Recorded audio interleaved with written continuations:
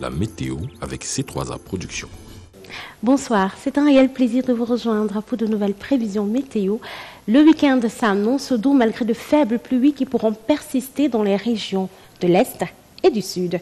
Du côté des températures, ça ne bouge pas beaucoup. Regardez, 22 degrés dans la région du Nord, 18 dans la Damawa, 20 dans la région du Centre, 23 dans le littoral et 17 dans la région de l'Ouest. Je vous l'ai dit, le temps s'annonce doux tout au long de cette nuit. Vous avez votre ticket, alors je vous embarque dans la région de l'extrême nord. Ici, c'est un ciel bien nuageux qui nous accueille, excepté dans la ville de Kousséri, et le ciel va garder le même aspect jusqu'au petit matin avec des températures très agréables. Ce temps doux et calme va progresser dans la région du nord-ouest, excepté ce froid qui s'annonce de la nuit jusqu'au petit matin avec ses 14 degrés de température minimale. Sortez couverts. Terminus dans la région du littoral. Ici également, pas de pluie dans les parages. Regardez, de la nuit jusqu'au petit matin, les tours dans la réserve faunique de Douala et Edéa. Je vous souhaite une très belle soirée et un bon week-end. C'était la météo avec C3A Productions.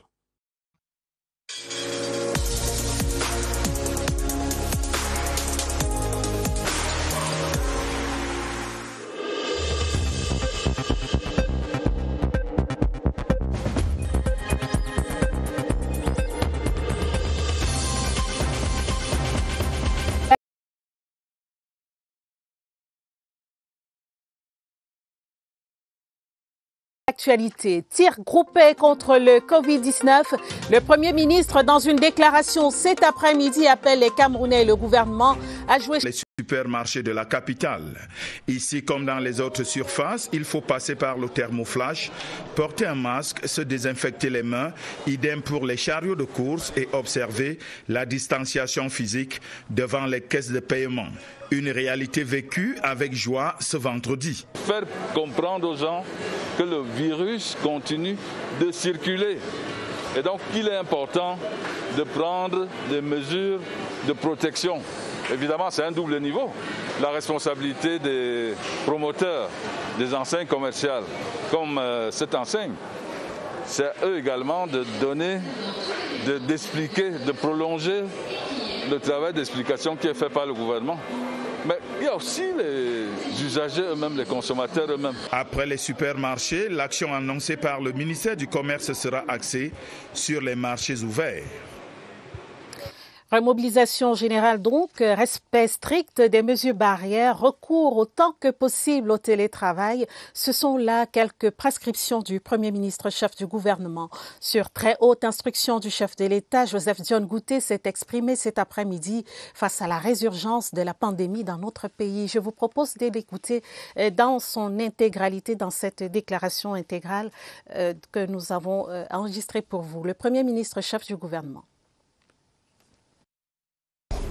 Mesdames et messieurs, je voudrais dire avant toute chose que la présente déclaration fait suite aux très hautes instructions du président de la République, son Excellence Paul Biya.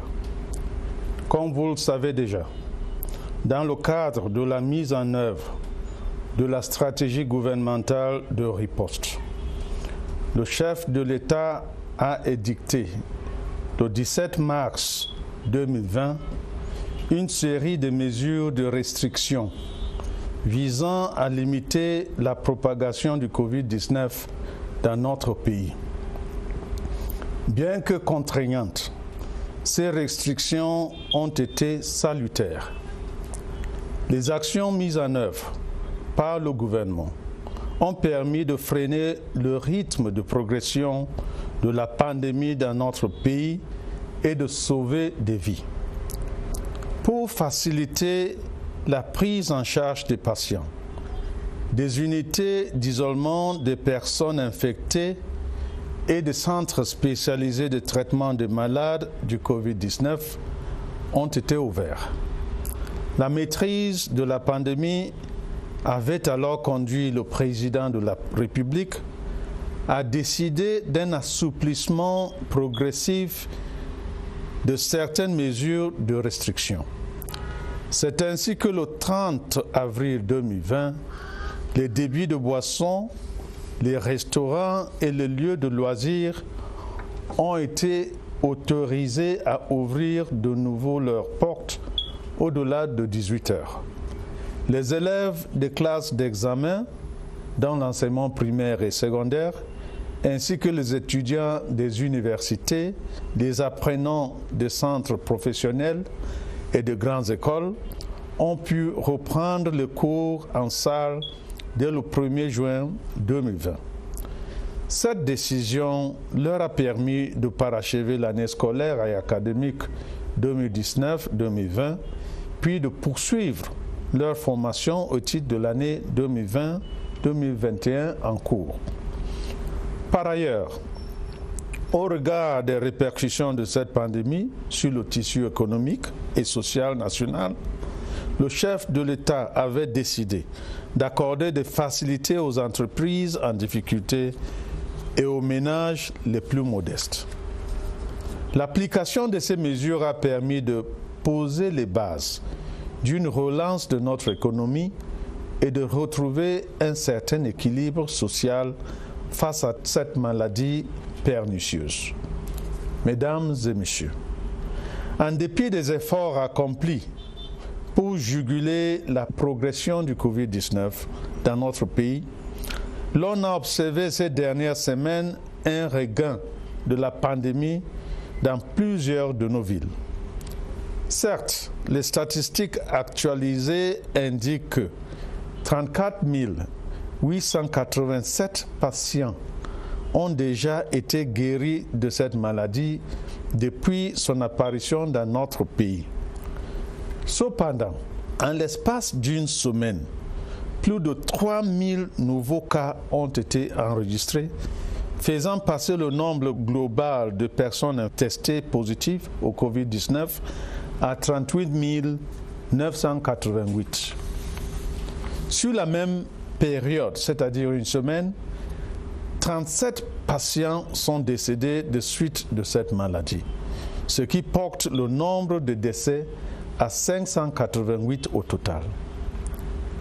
Tout porte à croire que la détérioration de la situation épidémiologique que nous observons aujourd'hui est en grande partie due au relâchement dans l'application des gestes barrières et au non-respect des mesures de restriction prises le 17 mars 2020, dont certains sont encore en vigueur. En effet, une très grande majorité de nos compatriotes se réunissent en toute insouciance dans les espaces publics ou privés, au mépris des règles de distanciation physique et sans tenir compte de la limite fixée à 50 personnes pour tout rassemblement. Plusieurs ne portent même plus le masque de protection, pourtant obligatoire dans tous les lieux ouverts au public. D'aucuns continuent même à croire que le Covid-19 est une pure invention ou n'existe que sous d'autres cieux. De tels agissements sont irresponsables et favorisent la propagation du virus, surtout en ce moment où de nombreux variants ont été découverts dans certains pays. Cette maladie est bel et bien une réalité. Elle continue de faire des ravages parmi nos proches et frappe avec brutalité les personnes ayant des facteurs de comorbidité. Dans ce contexte, le gouvernement a l'obligation de protéger chacun de ses citoyens, en dépit des réticences ou du déni de la réalité de cette maladie par certains de nos compatriotes. Je saisis donc cette occasion pour rappeler aux uns et aux autres que les mesures édictées le 17 mars 2020 et qui n'ont pas été expressément levées par le président de la République sont et demeurent en vigueur. Il s'agit, entre autres, de l'interdiction des rassemblements de plus de 50 personnes sur l'étendue du territoire national, de recours autant que possible au télétravail et aux moyens de communication électronique en particulier pour l'organisation de réunions et surtout lorsque la distanciation physique ne peut être respectée. De la suspension des missions à l'étranger des membres du gouvernement et des agents du secteur public et parapublic, sauf dérogation expresse. Du port systématique du masque de protection individuelle dans tous les lieux publics et du respect de la distanciation physique. Compte tenu de l'augmentation significative du nombre de cas de contamination et afin de garantir l'application effective des mesures déjà édictées, les autorités administratives viennent d'être instruites à la diligence du ministre de l'administration territoriale de veiller, dans le cadre de leur mission de police administrative, à la remise en place du dispositif de lavage de mains ou d'utilisation des gels hydroalcooliques à l'entrée de tous les établissements ouverts au public, y compris les lieux de culte. Les ministres en charge du secteur éducatif et le ministre du Commerce vont également s'assurer de l'application de cette mesure, respectivement dans les établissements scolaires et universitaires, ainsi que dans les centres commerciaux. Le respect des mesures barrières doit être de mise en toutes circonstances et en tout lieu, y compris dans les marchés ouverts et les lieux de rencontre, tels que les gares routières, les points de ramassage des taxis et mototaxis, ainsi que dans les transports en commun. Je tiens à préciser que l'accès à tout établissement ouvert au public sera désormais conditionné au port du masque de protection. De même, les opérations de dépistage à l'entrée des frontières aériennes, maritimes et terrestres seront renforcées afin de réduire les risques d'importation des variants du Covid-19. Les grands rassemblements et comportements à risque devront être proscrits. J'insiste tout particulièrement sur l'impérieuse nécessité de respecter rigoureusement la limite de 50 personnes, ainsi que les mesures barrières lors des réunions, cérémonies, événements et autres manifestations ayant un caractère officiel ou privé, en particulier lorsque ces rencontres ont lieu dans les endroits clos afin d'éviter l'émergence des clusters. Nous ne devons pas perdre de vue que c'est chacun qui individuellement se protège et protège les autres. Dans la perspective de renforcer notre dispositif de prévention, le chef de l'État a instruit le gouvernement d'engager des démarches auprès des organismes partenaires en vue de l'acquisition des vaccins contre le Covid-19. Plus d'1 million de doses de vaccins seront disponibles à très brève échéance. Lorsque ces vaccins seront mis à notre disposition, un plan de vaccination sera mis en œuvre sur la base du volontariat. Je voudrais préciser à ce sujet que même si la vaccination est volontaire et non obligatoire, le gouvernement encourage tous les Camerounais à se faire vacciner le moment venu, afin d'acquérir l'immunité qui permettra à la communauté de se prémunir contre le Covid-19 et de retrouver une vie normale. Mais en attendant l'aboutissement des démarches en cours, la discipline personnelle ainsi que le renforcement des mesures de prévention individuelles et collectives constituent les moyens les plus efficaces pour stopper la progression de cette maladie dans notre pays et préserver les vies de nos concitoyens. J'en appelle donc à la mobilisation solidaire de tous et de chacun, en particulier les relais communautaires que sont les autorités religieuses et traditionnelles, les leaders d'opinion, les responsables des formations politiques, des associations et des syndicats.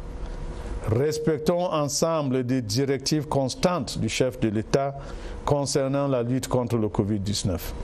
Mettons-nous ensemble pour combattre cette pandémie qui perturbe tous les jours notre équilibre social et la réalisation de nos projets de développement.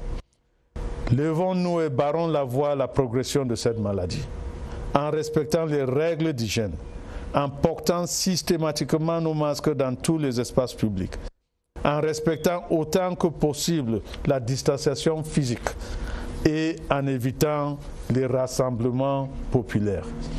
Il s'agit là d'une exigence collective, mais aussi et surtout d'un devoir citoyen au-delà de nos considérations personnelles, religieuses ou philosophiques.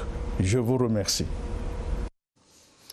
Ce communiqué du ministère des Enseignements secondaires, le ministre des Enseignements secondaires porte à la connaissance de l'opinion nationale que, compte tenu de la recrudescence des cas testés positifs au Covid-19 ces derniers jours, son département ministériel va faire subir des tests systématiques au Covid-19 à tous les élèves ainsi qu'à l'ensemble des personnels des établissements scolaires d'enseignement secondaire et normal sur toute l'étendue du territoire national. Cette campagne de dépistage vise à réduire les cas de contamination et l'effet de permettre le déroulement serein du calendrier de l'année scolaire 2020-2021. Au terme de cette opération qui sera menée avec l'accompagnement technique du ministère de la Santé publique, l'accès dans les établissements scolaires sera conditionné par la présentation obligatoire d'un test récent négatif au Covid-19. Le ministre des Enseignements secondaires compte sur la compréhension et la bonne collaboration de tous les maillons de la chaîne éducative. C'est signé le ministre des Enseignements secondaires, Nalova Lyonga. L'Observatoire du développement sociétal se joint au pouvoir public pour tirer la sonnette d'alarme. Il invite les Camerounais au respect strict des mesures barrières édictées par le gouvernement. Je vous propose d'écouter Lilian Maurice Ngoulou-Koulou, le coordonnateur général de l'ODS, extrait d'interview sélectionné par Augustin Guizana.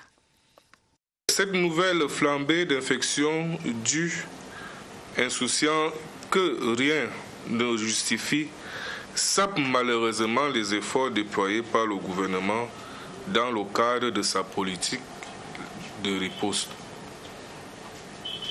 À cet égard, l'Observatoire du développement sociétal invite tous les Camerounais à faire preuve de lucidité et de discernement.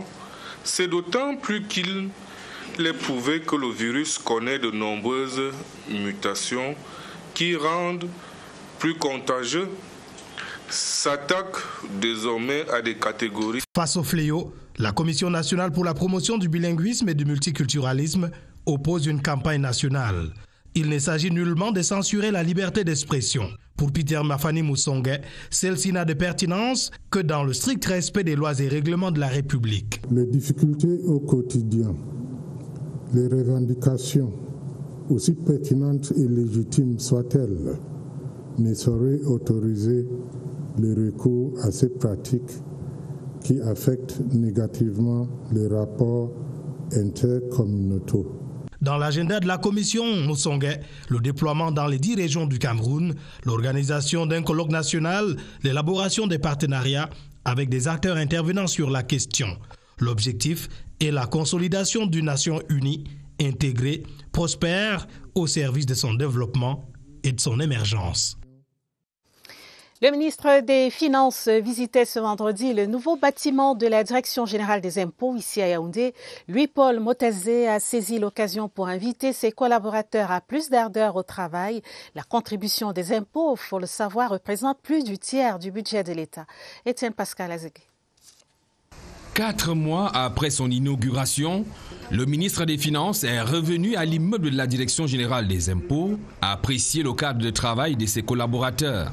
Le directeur général des impôts mène la visite guidée dans les différents services. Sont passés en revue le centre d'appel téléphonique et la salle de réunion de la direction des affaires générales logée au 4e étage.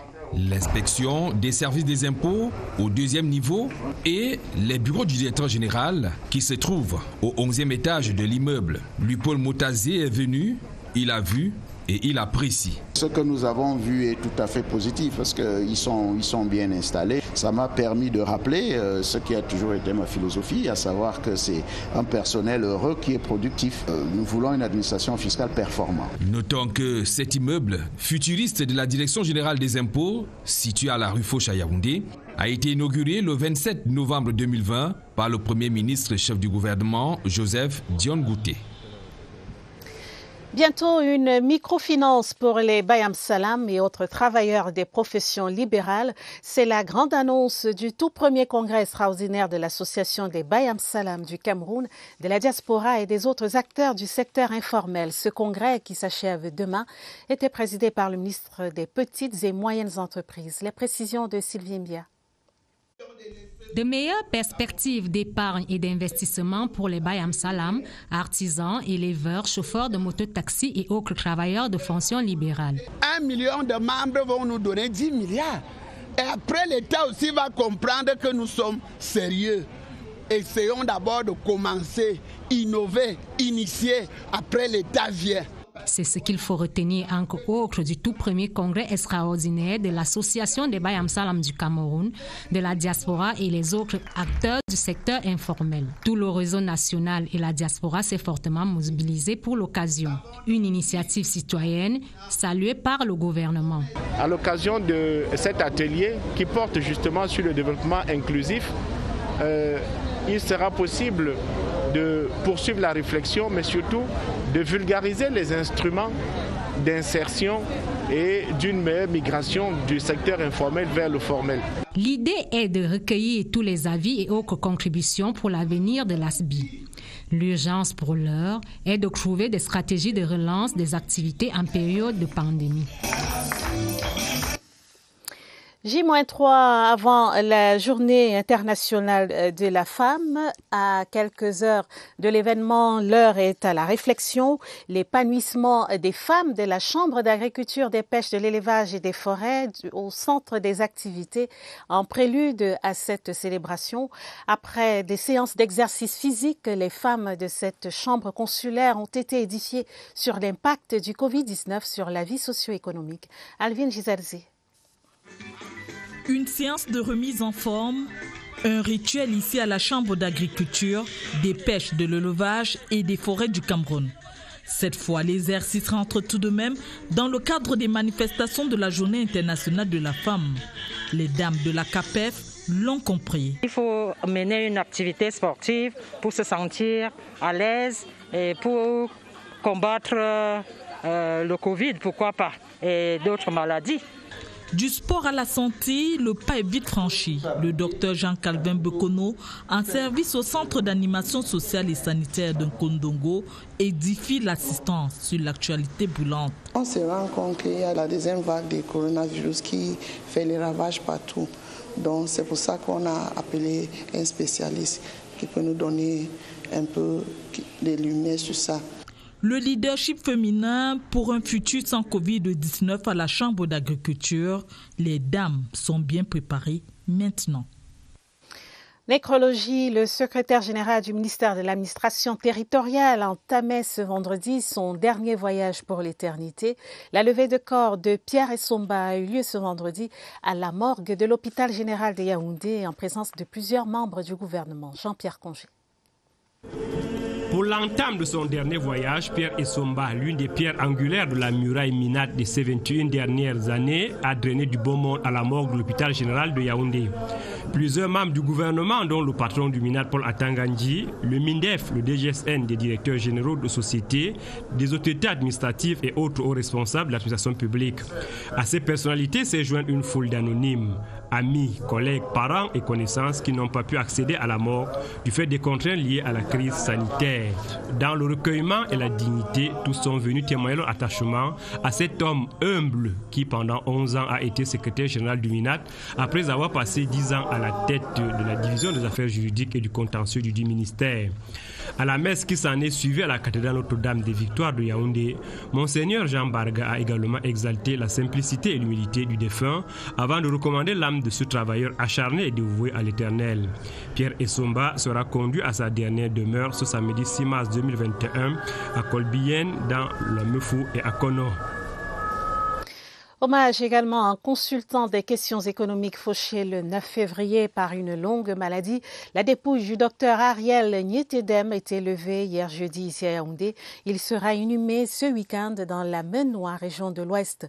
L'universitaire était connu pour ses consultations dans des administrations publiques et privées et ses travaux de recherche en finances publiques. Évocation de l'homme et de son œuvre avec Cyril Kingembepe. 58 ans d'une vie bien remplie pour cet universitaire à la disponibilité sans pareil. Dr Ariel Nietedem a obtenu en 2009 un PhD en politique publique option finances publiques.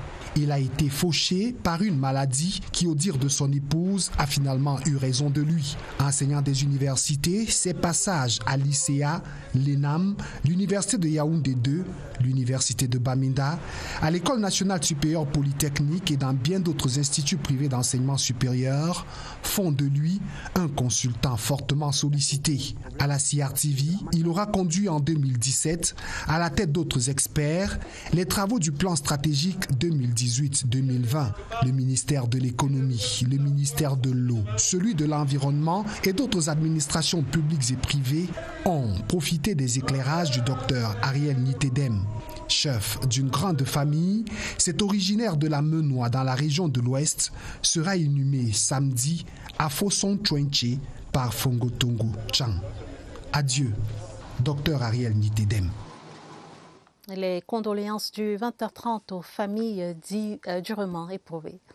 L'affiche culturelle du week-end ce vendredi, Koffi Olomide, qui est au Cameroun, monte sur scène au Katios Nightclub à Yaoundé, tandis qu'un Nianzouer célèbre ses 20 ans de carrière musicale à la Falaise Diamond à Douala. Samedi, Mr Léo et Witty Minstrel sont respectivement annoncés à Douala et à Kumba pour des spectacles. L'affiche culturelle du week-end est déroulée par Laetitia Onana. Ce vendredi soir, Koffi Olomide, la star de la rumba congolaise, fait la loi au Katios Nightclub à Yaoundé. Toujours ce vendredi soir à Douala, Annie Anzouer souffle sur la 30e bougie de sa carrière musicale. Soyez de la partie à la Falaise Diamond pour un spectacle en compagnie du groupe Zangalewa et de la jeune Nabila. Samedi, Mr Léo et bien d'autres artistes musiciens vous convient pour un show exceptionnel à The Park Lunch Bar. Rendez-vous dès 18h, 6 au quartier Bonamoussadi à Douala. Toujours samedi, cette fois à Kumba dans le sud-ouest. Take the rendez-vous.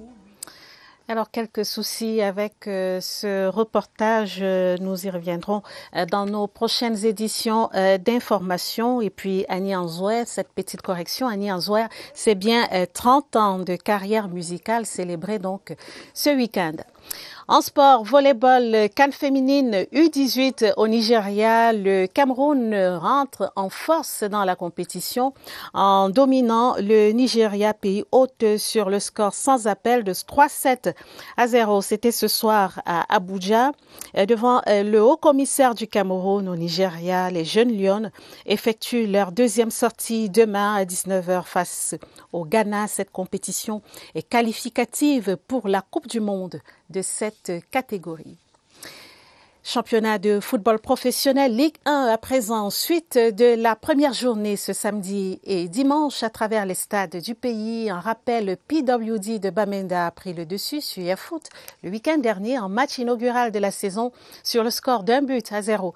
Ce week-end également, on annonce les meetings interclubs d'athlétisme au stade omnisport de Yaoundé et l'Open du grand concours de badminton.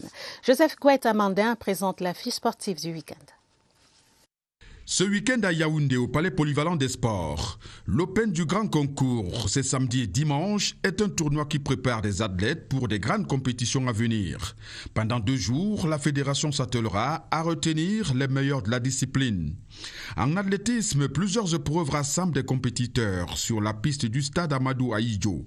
Au menu, la marche athlétique, des sauts en longueur et en hauteur, des courses de vitesse et de fond, ainsi que des lancers de poids et de disques. Ce sera la deuxième partie des meetings interclubs. Et en football, le championnat professionnel Ligue 1, lancé la semaine dernière par le match inaugural Yafoot PWD, se poursuit ce dimanche. Dans la poule A, Union ira à Bandioun, Bamboutos accueille Avion, Fauveau Stade Renard et AS Fortuna Eding Sport. Dans la poule B, Colombe New Star joue ce samedi.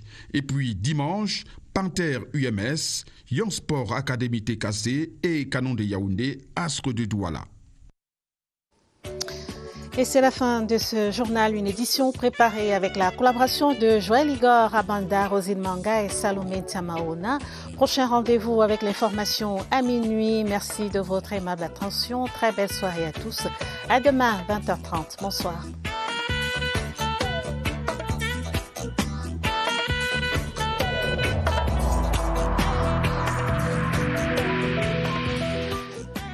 Je vous exhorte de nouveau à porter vos masques, à vous laver régulièrement les mains et à faire appel à un médecin ou à tout autre personnel de santé au cas où des symptômes apparaissent.